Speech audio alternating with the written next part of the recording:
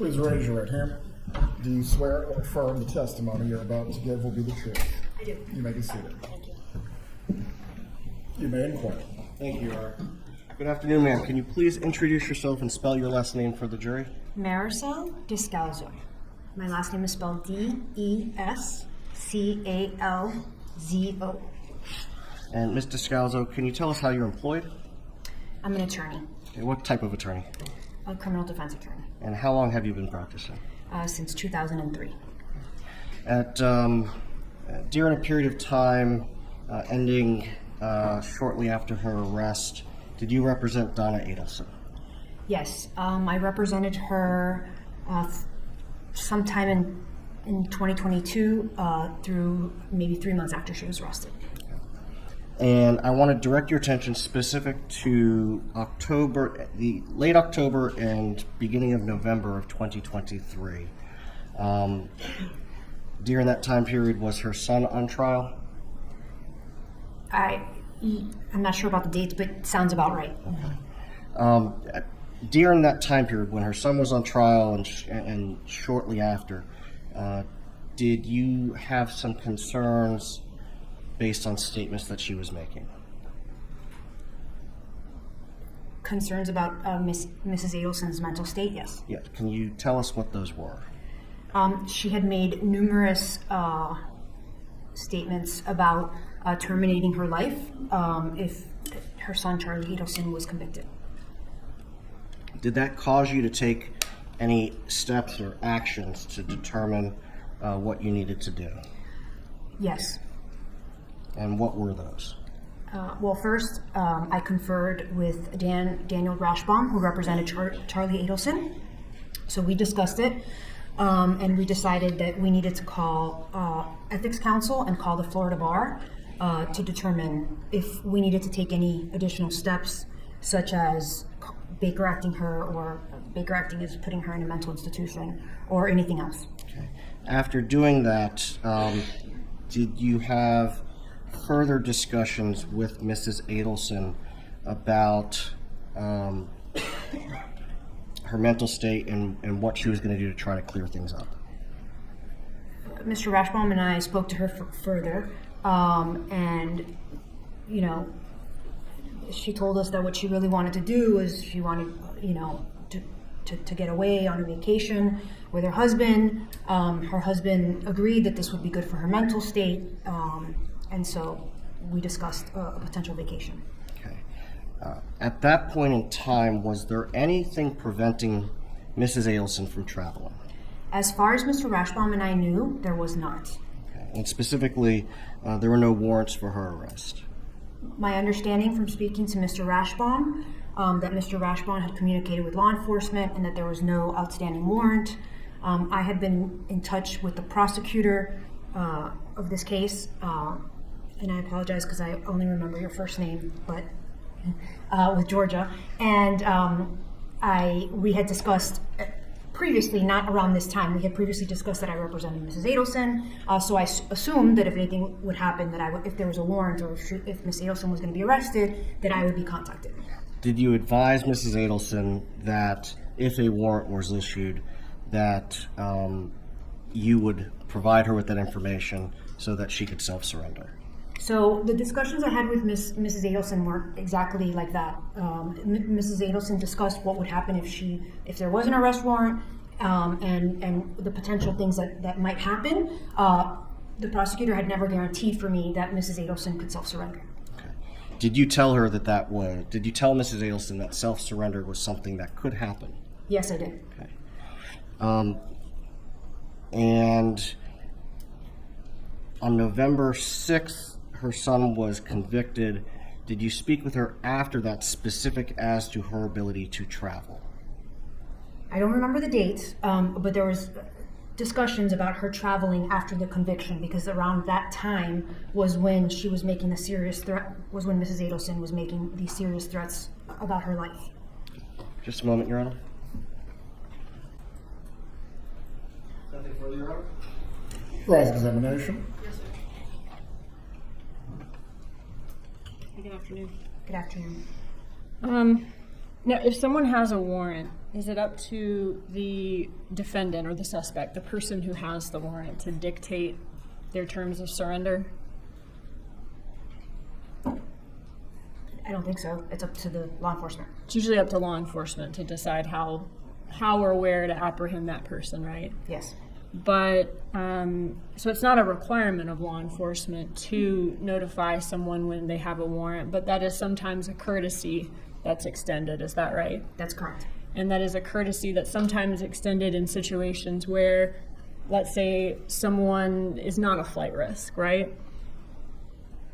It's in all sorts of situations you can have self-surrender extended to. I wouldn't limit it to only people that are not a flight risk. Okay, would that be one situation? I would assume so, yes. Okay. And you were told that by Georgia, by Ms. Kappelman, that you wanted to know whether she had a warrant, she could turn herself in. That was some amount of years ago? It was definitely before Charlie Adelson was convicted. It was on a phone call that I had. I offered it, and as I stated, Georgia Kappelman did not guarantee that. Okay. But that was before Charlie's trial or verdict? Correct. Okay.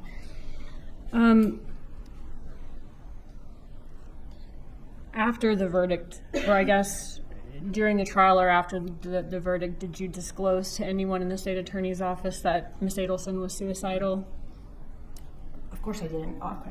No, I had an attorney-client privilege relationship with her, and I didn't think that would have been appropriate. Sure. And why was she suicidal? Because her son had just been convicted, and she was worried he was going to spend the rest of his life in prison. Was she also worried about getting convicted herself?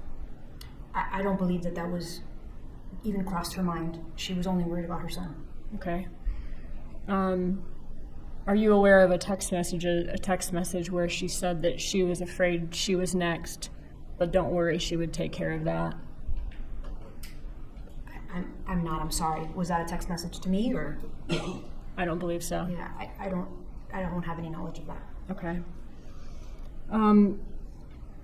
At the time of, were you present when Dan Rashbaum told her that she may make it to the airport in time, or she may get to the airport and not be able to make it out? Mr. Rashbaum and I don't believe that was a telephone call. I don't believe that was in person. And I was on a call, and I myself also told Mrs. Adelson that we did not know whether there was, that we understood there wasn't a warrant, but that didn't mean she couldn't get arrested at the airport. Okay. When you suggested, I guess, was the suggestion that you said that she take a vacation? I don't believe I suggested it. I believe that that's something that was being discussed between Mrs. Adelson and her husband as something that would help her with her mental state. Okay. So that's something they suggested, but not you? Correct. I did not suggest that they take a vacation. Okay. Did you know at the time that the vacation that they were suggesting, they were considering Vietnam, China, or Korea? I did not know the location of where they were going. Okay. And it was never discussed with me. So at that time, you didn't have knowledge that they were specifically looking for non-extradition countries? I did not know one way or another where they would vacation to. If Donna Adelson was overheard by law enforcement debating between either committing suicide or fleeing to a non-extradition country, do you think that would change law enforcement's stance that she could turn herself in? Judge, you are called for speculation. Overall, the witness has opined on this matter. I'm not law enforcement, so I'm not sure. And I've never been in law enforcement, so I'm not sure. I can rephrase it. Would you expect that to change the stance? If I was law enforcement and I heard a target of investigation discussing a flight. As her attorney, Okay. would you expect if she's overheard debating either committing suicide or fleeing to a non-extradition country that she wouldn't be expected to be able to just turn herself in on a warrant again after that? I don't know. I think it would take, to be honest with you, I'm a criminal defense attorney, so it would be case by case. Probably that would make the bond hearing a little bit more difficult if those conversations were overheard. But every prosecution is different, and maybe the prosecutor would agree. I don't know. Okay, 1 second.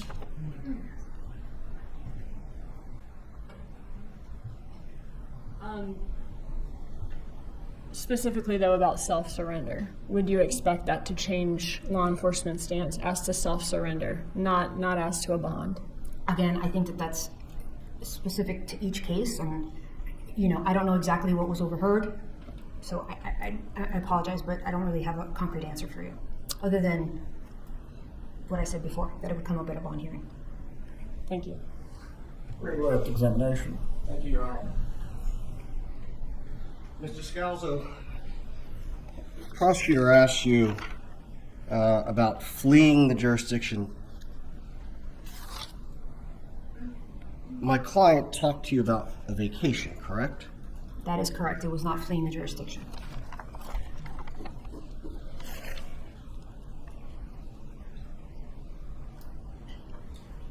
And the state also asked you about fleeing or going to a non-extradition country. Have you, in your career, dealt with extradition from foreign countries? Yes, I have. And merely because someone is in a non-extradition country, does that prevent the United States from attempting to seek their return or their extradition to the United States? It absolutely does not, especially if you're a U.S. citizen. Nothing further. You may step down. Is this witness going to be recalled for any purpose? No, Your Honor. I believe she might be able to get the early flight this evening. You are released. Please call your next witness.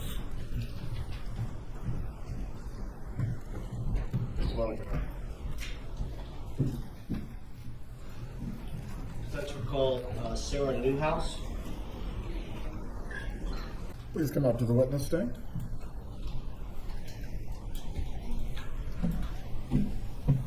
Raise your right hand down. Do you swear or affirm the testimony you're about to give will be the truth? Yes, sir. You can take your seat. Please speak loudly and clearly. You may examine. Thank you, Your Honor. Good afternoon. Good afternoon. Can you please introduce yourself to the jury? Yes, my name is Sarah Newhouse, and I am currently the Behavioral Wellness Coordinator for the Police Department. Back in 2014, I was the victim advocate. You're a victim advocate for the Tallahassee Police Department? Yes, sir. Okay. And in your role as a victim advocate, what does that entail when you work for the police department? Typically, it's following up with victims that are victims of crime, usually persons crimes, homicides, suicides, sexual batteries, domestic violence, things of that nature. And it's providing support, kind of being a middle person between them and the police investigation team. And in that role as a victim advocate, were you working on July 18th of 2014? Yes, I was. Okay. Did you have occasion to get assigned to be the victim advocate for Wendi Adelson? Yes, I did. And were you present for the vast majority of her interview with law enforcement? I was. Were you also present when Wendi Adelson called her mother, Donna Adelson, towards the end of that interview? I was. And did you have an opportunity to listen to the portion of the interview where Wendi Adelson called her mother? I did. And I'm going to show you what is marked for identification purposes as Defense 71. Did you have an opportunity to listen to this exhibit? I did. Okay, and is the portion of the recording true and accurate reflection of what you remember from July 18th of 2014 when Wendi Adelson called her mother? It is. Okay. When Wendi Adelson called her mother, do you recall Donna Adelson's reaction to being told that Dan Maricel had been shot? Yes. Did this upset her? She sounded shocked, I guess would be the word that you'd say. And it appeared that this was the first time she was hearing about it? Yes. And did she make any statements that you could hear from where you were sitting? I don't recall if I could hear other than reviewing the video, but it sounded like a normal amount of upset given a crisis situation. At this point in time, I move into evidence Defense 71. Any objection? Judge, I haven't reviewed this exact item, but based on the defense's representatives on there, I don't have any objection, I do want to review it on the break and reserve the right to object. So subject to that objection. A lot of qualifications. Well, there's just Members of the jury, we're going to take a brief break. The bailiff will take it to the jury room.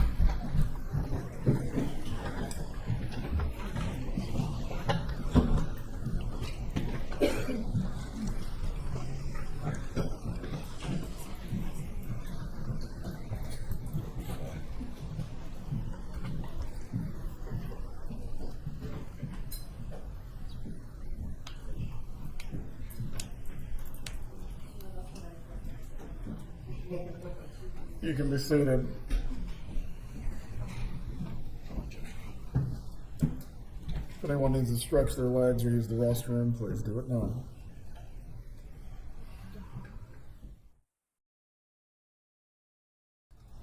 it includes Wendi Adelson saying this is the worst day of my life before the call connects, and then it includes the witness telling Ms. Adelson she did an awesome job on the call after the call disconnects. So I would object to those two comments. I'm fine. I understand they don't intend to publish it right now, so subject to those objections, no objection to the exhibit once those things are removed. Mr. Rowan? As I indicated to Ms. Dugan and Ms. Kaplan was watching it, I got to remember how I snipped it, but I don't have a problem removing the comment before and the comment after before it's published for the jury. But defense 71 will be admitted. The proper redactions will need to be made. And go back to the jury.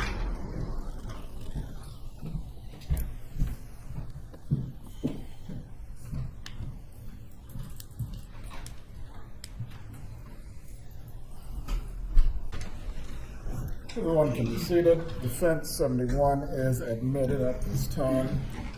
You may continue with your examination. I have no further questions for this witness, Your Honor. Cross-examination.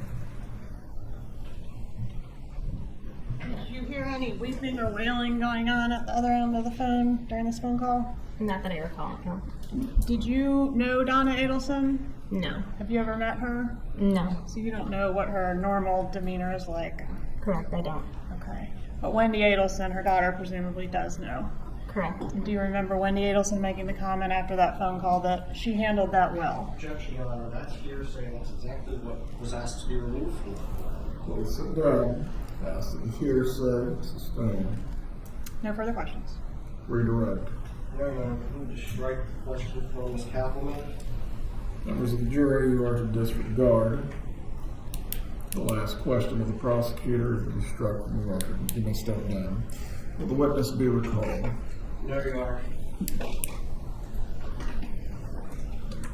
As to your exhibit, do you wish to publish or just leave in evidence?